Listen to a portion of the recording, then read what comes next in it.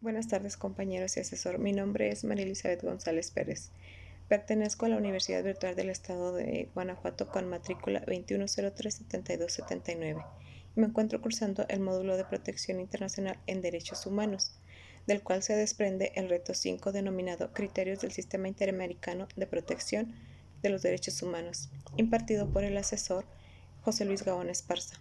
Hoy, miércoles 9 de octubre del 2024, comparto con ustedes la investigación realizada sobre el caso Rosendo Radilla Pacheco versus México, en la cual expongo los hechos ocurridos, que refieren la presunta desaparición forzada del señor Rosendo Radilla Pacheco, quien nació el 20 de marzo de 1914 y estuvo involucrado en diversas actividades en la vida política y en obras sociales en Atoyac de Álvarez Guerrero, en la organización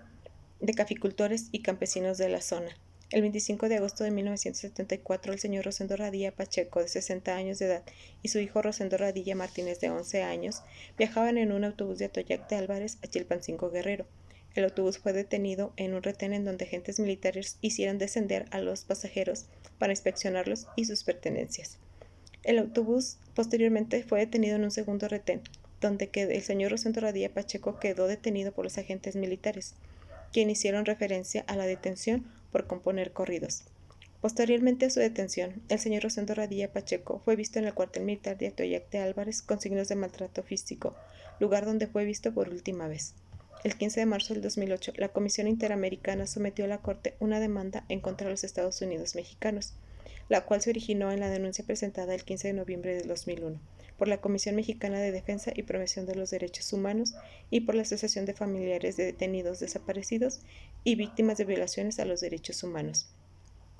La Comisión aprobó el informe de admisibilidad mediante el cual declaró admisible la petición. Posteriormente, la Comisión adoptó el informe de fondo en el cual formuló determinadas recomendaciones para el Estado, tras haber recibido la información aportada por las partes. Con posterior a la adopción del informe de fondo y al considerar que el Estado no cumplió plenamente con sus recomendaciones,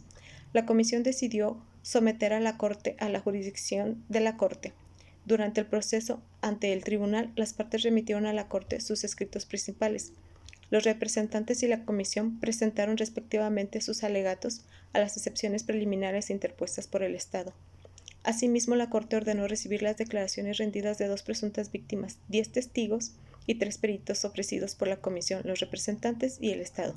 respecto de las cuales las partes tuvieron oportunidad de presentar observaciones. Además, la Corte convocó a las partes a una audiencia pública para escuchar las declaraciones de 2 presuntas víctimas, un testigo y un perito, así como los alegatos finales orales sobre excepciones preliminares y las eventuales fondos, reparaciones y costas. Por último, la Corte fijó un plazo para que las partes presentaran sus respectivos alegatos finales escritos. La audiencia fue celebrada el 7 de julio del 2009 durante el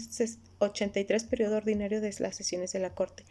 llevado a cabo en la sede del Tribunal en San José de Costa Rica.